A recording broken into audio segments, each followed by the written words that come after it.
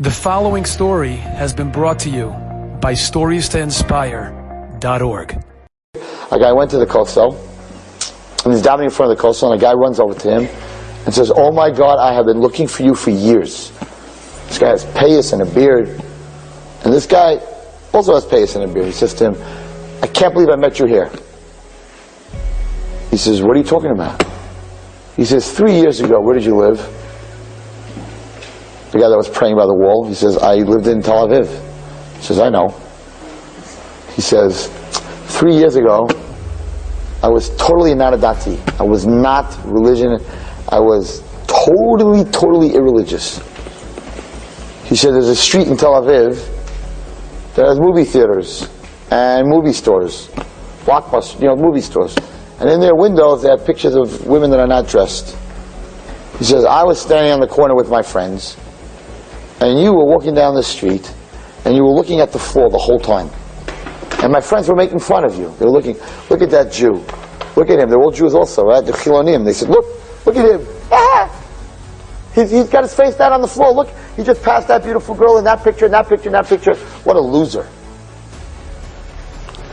And I looked at you and I said, what does this guy have that he doesn't want to look at those pictures? What does he have that's more precious and more exciting and more interesting than those pictures?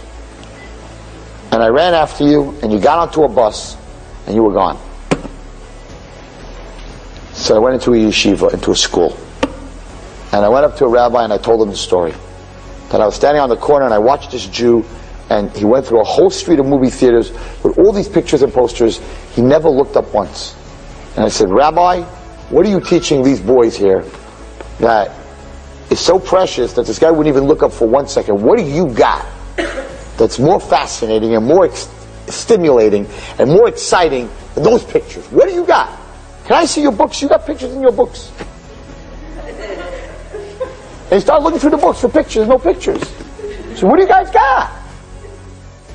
So the rabbi was smart enough. He said, come tomorrow morning, I'll learn with you for 10 minutes. I'll show you what we got. So I went to that yeshiva for 2 years. And my dream in life was to meet the man that changed my life. And this guy's standing there, he's like, I don't even know you. I never met you. I never spoke to you. I had nothing to do with you. How could I change your life? He said, you set an example. I've been looking for you. Look at me today. And the guy was mamash, a firm religious guy. That's the power of a candle. Did he lose anything? He walked down the street and he looked on the floor. Did he lose anything by doing that? No! But he lit somebody else's candle. By a Jewish girl being dressed sneer-stick and sitting on a bus, and an old lady walks in who's not Jewish. And you get up and give her your seat. You may never meet the people that you changed their lives. But they said, wow, I'm at public school, we would never do that. Where does this girl go? The yeshiva? What's that? Let's check it out. What have they got in their books? By setting an example. Enjoyed this story? Come again. Bring a friend.